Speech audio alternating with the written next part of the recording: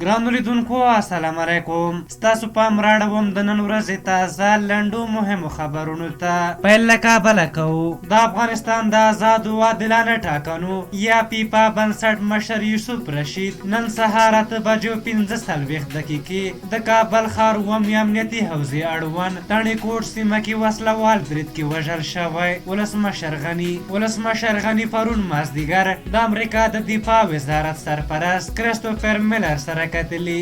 د امریکا د دفاع وزارت سرپرست په ناڅاپي سفر کابل ته راغلی و او له افغان چارواکو سره په ځینو مسایلو غږېدلی. حمدالله محب د ملي امنیت صلاحکار ډاکټر حمدالله محب په ایران کې د دې هیواد له بهرنیو چارو وزیر جواد ظریف سره کتلی.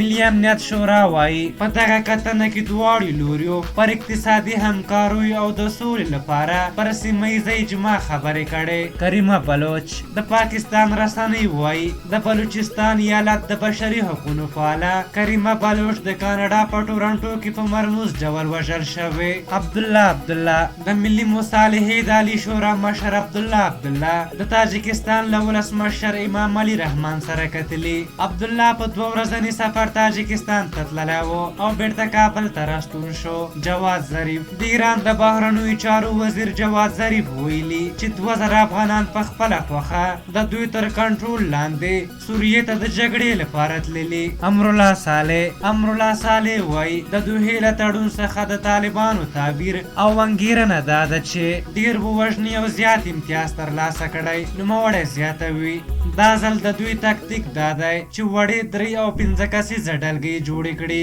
کله چې یوه ډله له منځه ځي دویم او درېیمه یې فعاله کړي.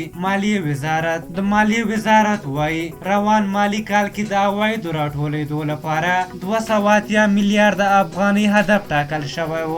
یاد وزارت زیاتوي مالیې وزارت وکولی شول چې له ټاکل شوي هدف څخه د کال تر پای 140 میلیارده افغانۍ عواید راټول کړي، خو هدف یې د کرونا او نورو مسایلو له امله ترلاسه نه کړ. او وروستی خبر دا دی چې د امریکا منتخب ولسمشر جو بایډن وایي چې د وروستیو سایبري بریدونو ځواب به ورکړي. جو بایډن په تازه څرګندونو کې تایید کړی چې روسي شبکو په امریکا کې پر مهمو اطلاعاتي مرکزونو سایبري بریدونه کړي. هغه ویلي روسیې ته دا منسوب بریدونه به بې ځوابه پاتې نشي. په هر حال دا د نن ورځې تازه لنډ او مهم خبرونه. تر بیا چې ستاسو چوپړ ته راځم په لیو بخونکي خدای مو سپارم. د الله په امان.